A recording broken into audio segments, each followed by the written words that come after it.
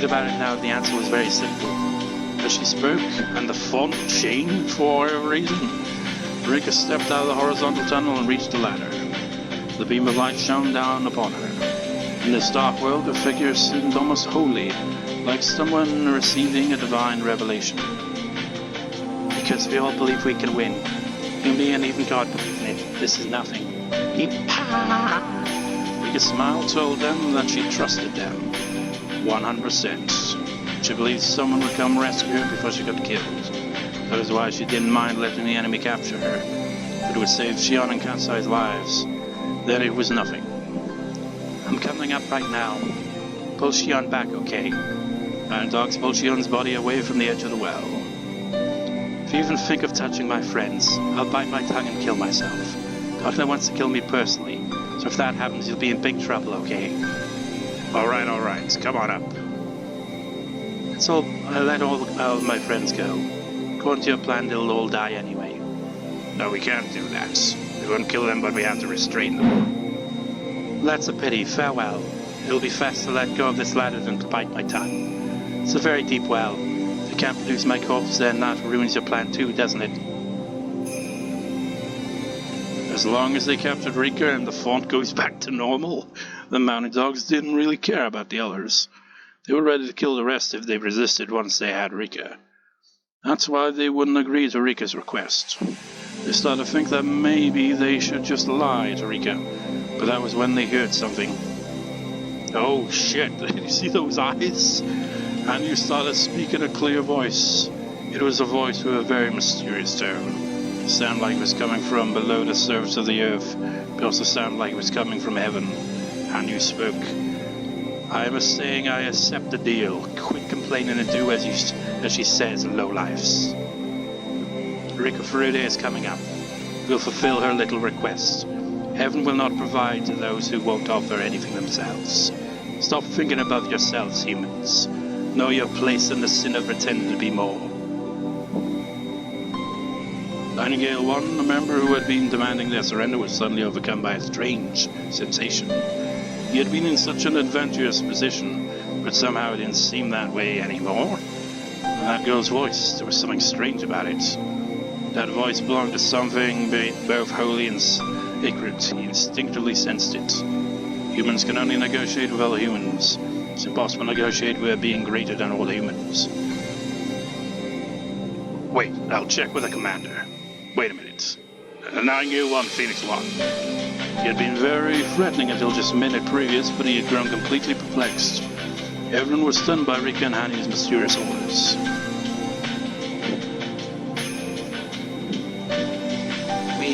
We'll come rescue you. Right away, okay? Rena muttered as she tried to hold back her tears. Okay, we'll accept your request. Let everyone else go. Rika Furude, you come up. Major Darkness says there's something she wants to talk to you about. Okay, I'm coming up. The form changes again. Only for that screen, I guess. It's like, and in this kind of holy light, the font will change.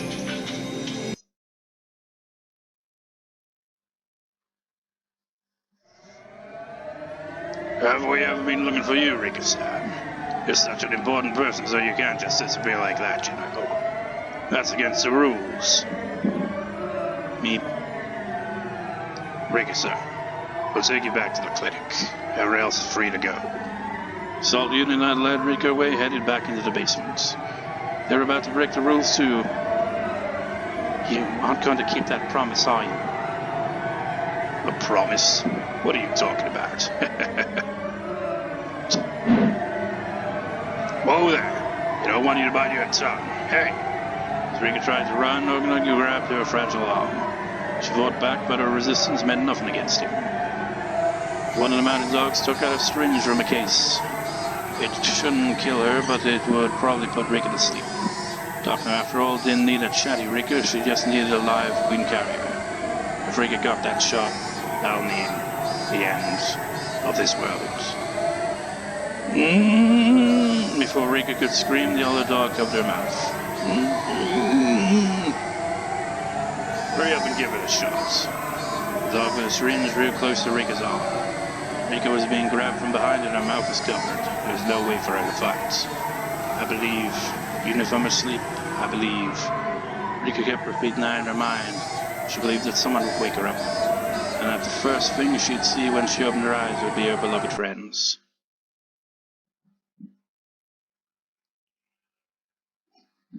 It happened all of a sudden. The man with the syringe spun twice in the end dropped to the ground. Nobody, including Okonogi, could understand this sudden phenomena. It defied the very laws of physics. Rika couldn't understand either. The man who was holding Rika from behind spoke up. I made it. His voice had such a heavy feeling imbued in it. I read it in countless worlds. Whenever I realized it was too late. It was too late. Who are you? The others took a few steps back away from Rika and the man holding her. Or maybe that was him, I don't know.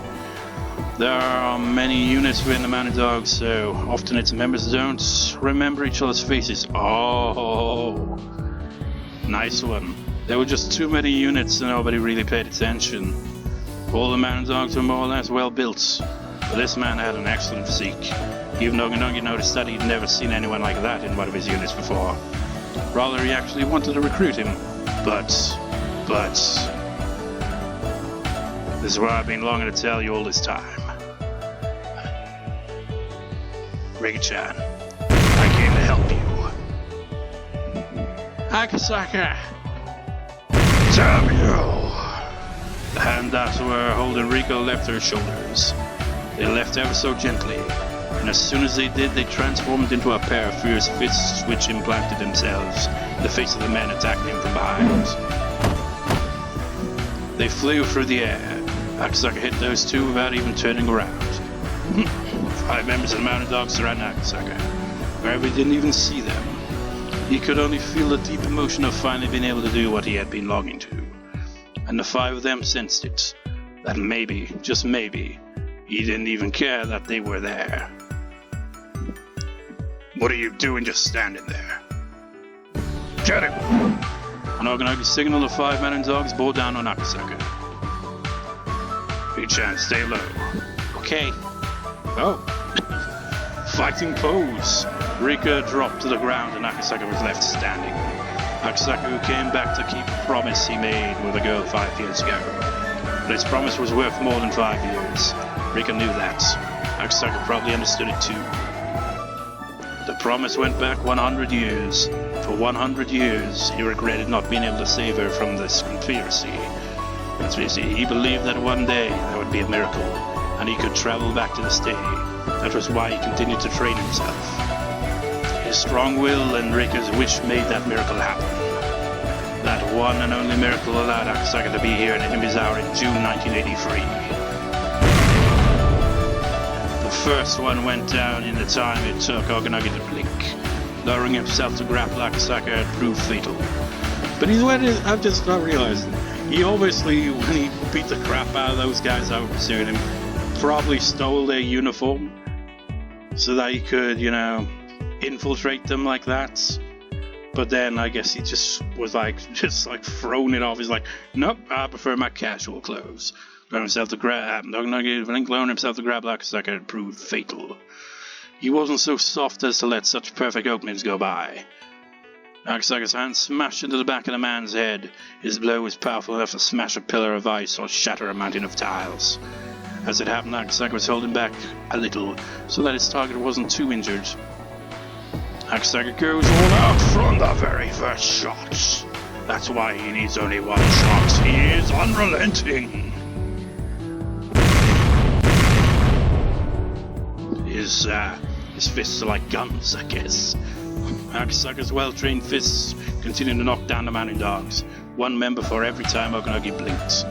1 hit per opponent was all Akasaka needed. This was the true essence of karate. Akasaka's colleagues praised and feared his power. His power is like armor-piercing ammunition. Weapons were useless against him.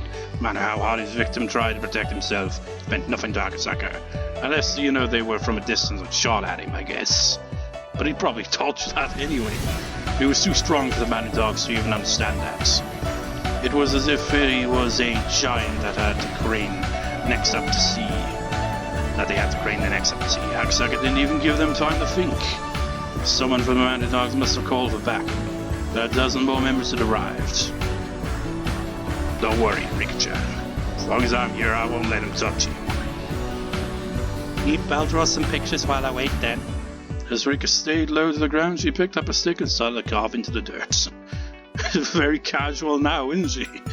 That made Okonogi even angrier, but he calmed himself down. Then the warrior's intuition resting in Okonogi's blood came to a realization. Numbers didn't matter.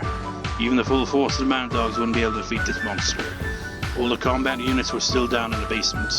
There was no way they could take him. Okay, I guess I have to take you down, huh? By the way, I remember you now. Your face brings back memories. Boy, you've sure grown, huh? You can't be. You don't recognize me. Sure has been a while, huh? You've grown a hell of a lot. Good to see you again.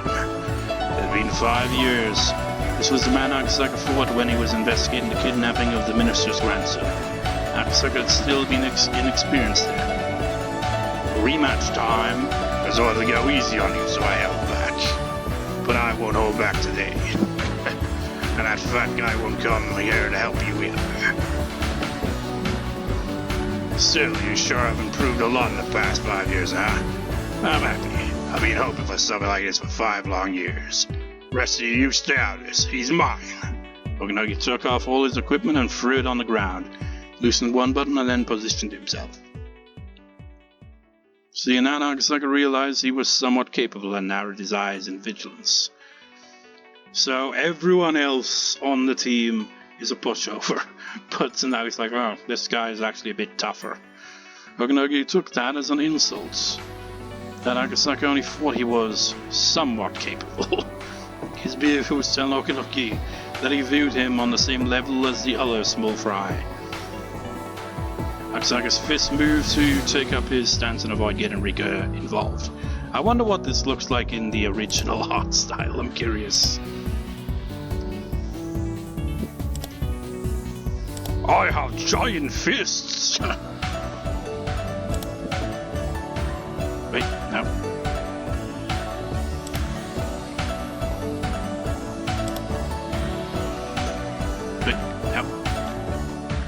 Akasaka first moved to take up his stance and avoid getting Rika involved. Akasaka hadn't been moved one bit until just then.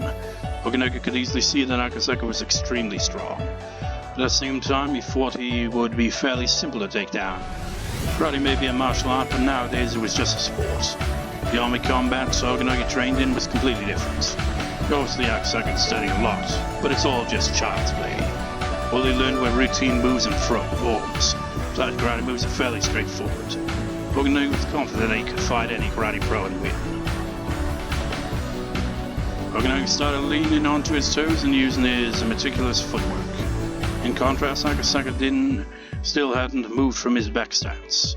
Akasaka was acting as if Okonogi's footwork was simply a trick, which infuriated Okonogi. He's basically, this is kind of like you know, the Karate Kid of kind of things. It's like where the smug villain gets their ass handed to them finally. Like gets made an absolute fool of. Okonogi moved fiercely and nimbly, in a manner completely different from how Akasaka was moving earlier. Akasaka remained calm, but Okonogi saw it differently. He can't react to my movements, so he's prepared to take damage in order to deal more. Akasaka couldn't defend himself from Okonogi's quick jab and it connected to his face. It was a quick but light attack. Its purpose was to distract Akasaka and create an opening for Okonogi. Okonogi knew that Akasaka would use his arms to guard his face instinctively.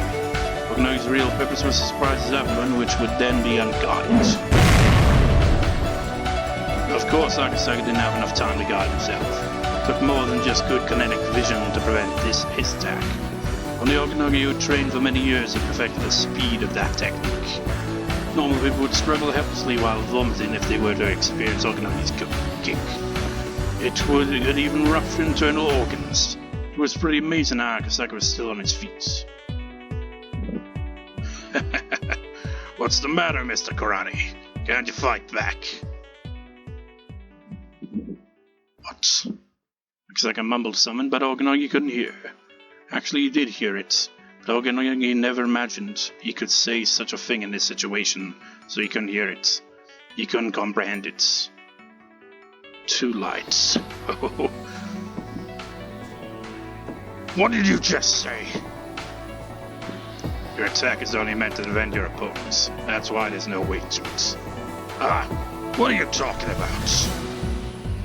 Karate nourishes you spiritually. To attack others, you have to learn to be attacked. When one learns how much pain and grief their own blow deals to others, they finally understand the meaning of striking another and being struck. You aren't even close to that level. That's why your attack has no weight to it. You're saying I'm still immature? Okonogi attacked Akasaka again, but this time Akasaka was different. Akasaka blocked Okonogi's fists and legs. Of course, Okonogi was still the only one attacking. I mean, that's good strategy as well on his part. If he can actually take those shots and be like, that's weak. Make him angry, but more angry or the more, uncoordinated you are, because you're just like not thinking straight. Okonogi was still the only one attacking. Akasaka had started to become much more aggressive. Now as Okonogi attacked, his hands and legs were being injured. He's wearing him down. Okonogi instinctively sensed that he was in trouble. He'd thought Akasaka was just a police officer, but his movements were too dangerous. He was merciless, he was dangerous. So Akasaka's training experience must far surpass Okonogi's. Wait, that dynamic heel kick isn't karate, is it? Akasaka's heel kick missed Okonogi's head by a millimeter. Do something other than karate, don't you? No, I only do karate. Don't lie! Some of the moves you're doing aren't karate at all. When he was starting to become impatient. The reason Okonogi ridiculed martial arts as sports was because they were all hard-headed and only used set moves. This is how you strike in karate, this is how you punch in boxing, this is how you throw in judo. It's easy to learn and that's why it's easy to win. Akasaka was different. He said that he only did karate and he must have spent unthinkable hours training. Yet he was flexible enough not to be able to be confined only by formatted moves. There was understanding at a spiritual level. The spirit of martial arts isn't just forms. One simply learns forms to reach that spiritual level. Therefore, for one who has reached it, there are no forms. What Akasaka had was a philosophical spirit. I'm disappointed in you. Shut! Akasaka stepped away from his original spot for the first time. He moved forward. He filled the space between Okonogi and himself with an inescapable conviction. You know what this reminds me of? This is like Oishi when he was going on about Otaka not having a policeman's spirit. It's like that, but more intense, because it's an actual fight. As Akasaka walked closer to Okonogi, Akasaka's assault's radius tried to swallow him whole. To be within that radius meant death. Okonogi walked backwards to avoid being in that radius. That was as a result of his clear-headed judgment, not because he was scared. You don't even know the meaning of an attack. I'll teach you just how significant it can be. As Okonogi moved backwards, his back hit the van he came in earlier. He was cornered. Having your back to a wall doesn't mean you were at a disadvantage, but the more he was pressed against that wall, the further a disadvantage it became. If Okonogi let Akasaka come any closer, Okonogi wouldn't even be able to take a combat stance. Okonogi decided it immediately. The last chance he had was the moment before Akasaka took the next step, his next step. Akasaka's foot left the ground. He was taking another step. Now! Go to hell! No tricks, no feints, Okonogi loaded himself and attacked with everything he had. This act was powerful enough to break Akasaka's ribcage and rupture his heart. I'm a professional, Okonogi told himself. I can't be defeated by this amateur.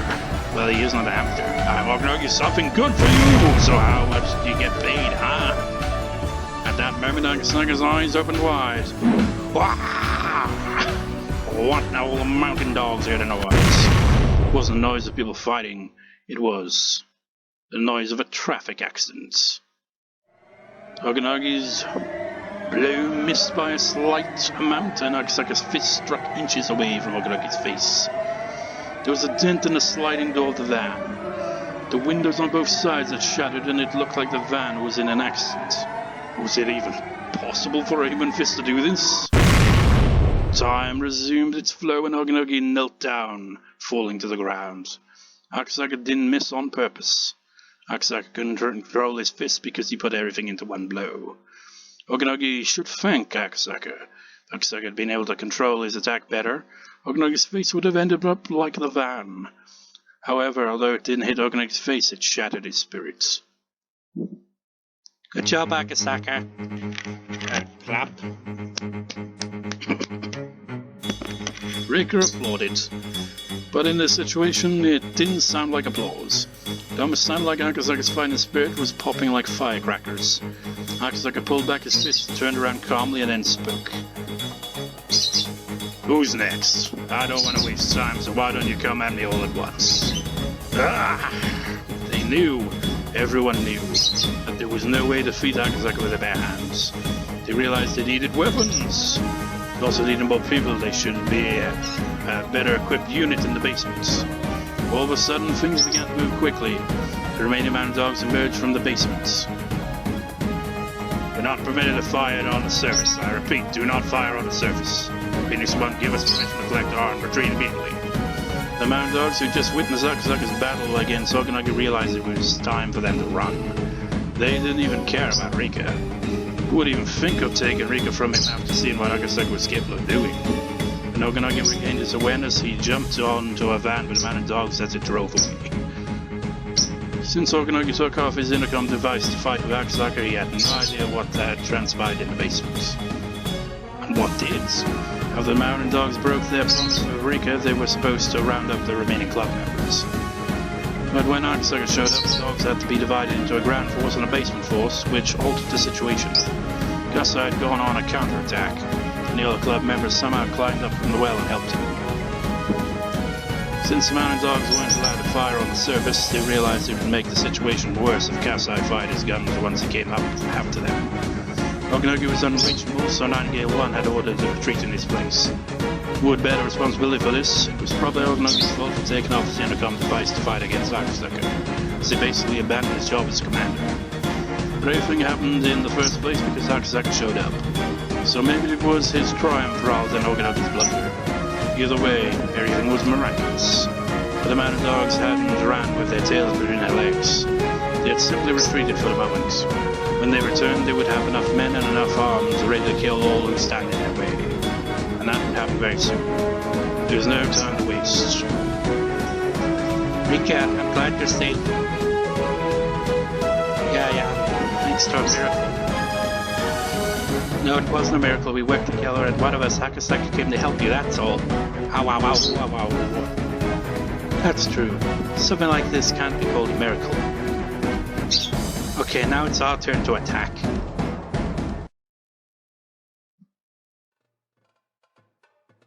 In the basement, club members were talking about their grand counterattack. Rika was a little disappointed that she couldn't have joined them, but she was happy that Akasaka told her that she had been waiting to hear. Wait, what she had been waiting to hear. Rika told him about how heroic he had been, and he got a little embarrassed. I mean, he did straight up kick the shit out of all of them.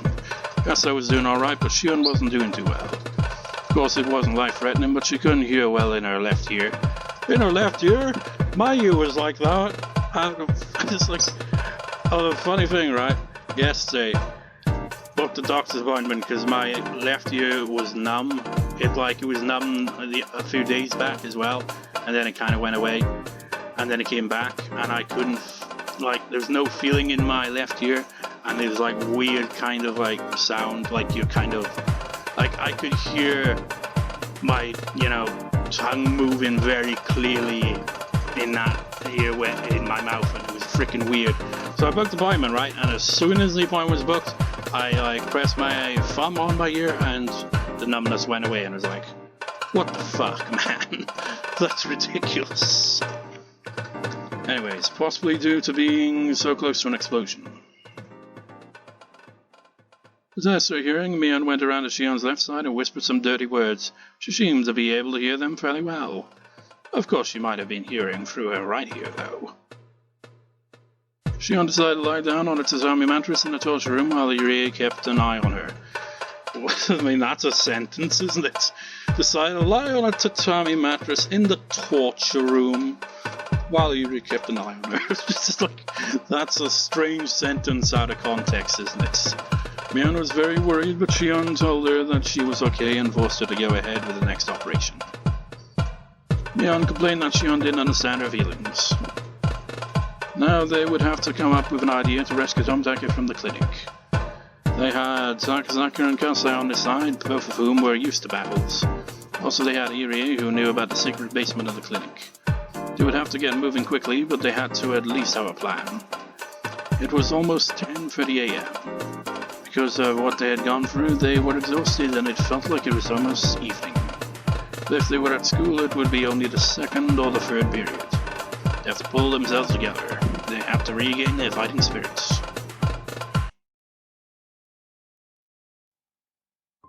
Irie checked Shion's left ear with a pen light and melancholic music.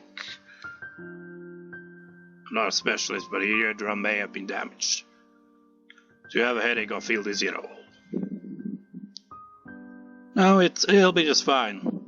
Yurie wet his handkerchief and wiped Shion's face gently.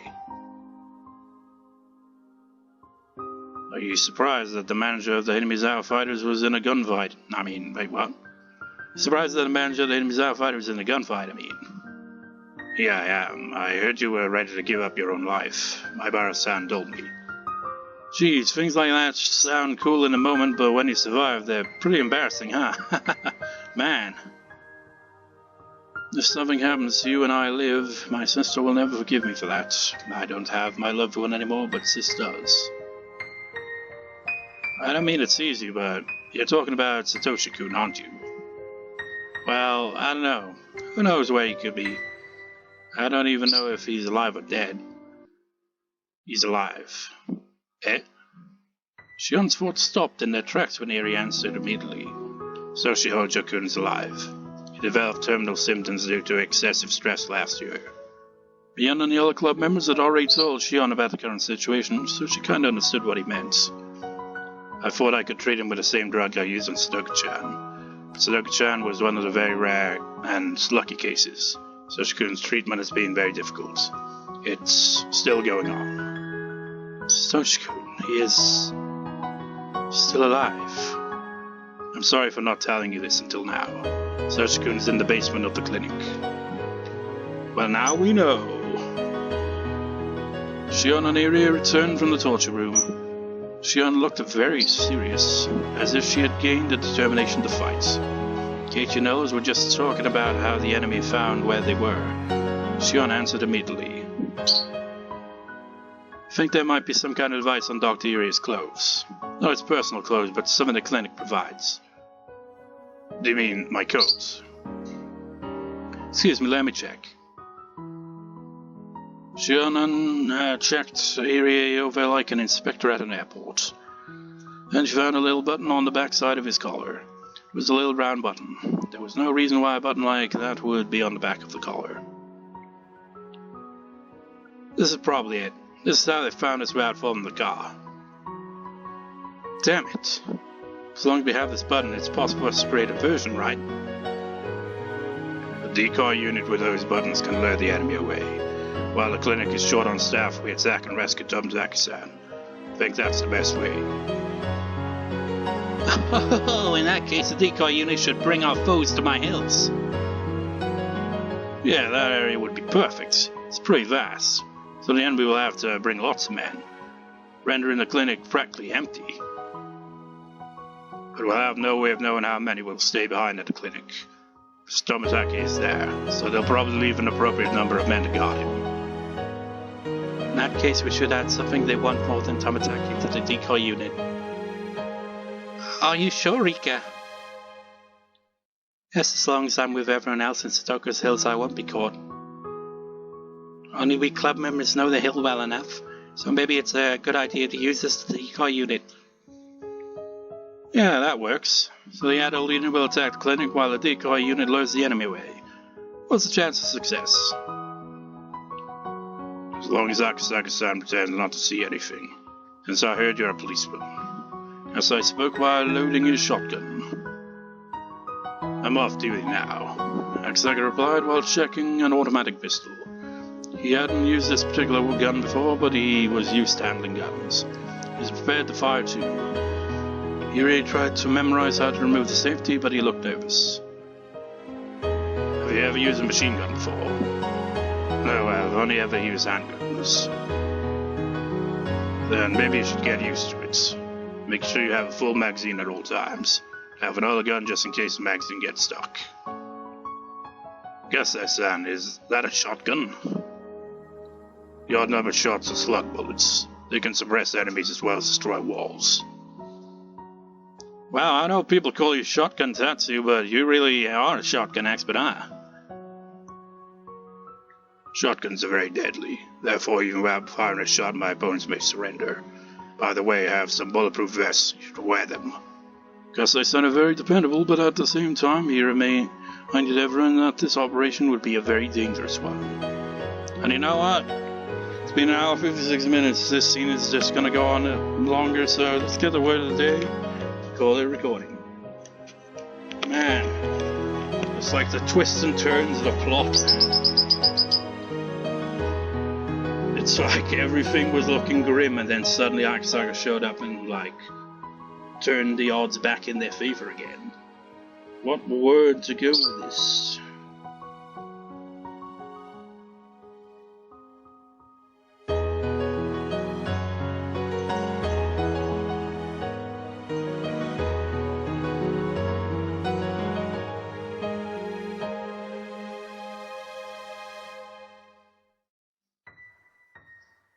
Shori. Victory. Because they're gonna win this, man. Victory. Shori. That will do for this record session. I shall see you next time. I will save off screen. I just need to confirm that it actually did record properly. So I always do that nowadays before, saving the game. Or in this case, novel. You get the idea. So, I will see you next time, viewers. See you next time.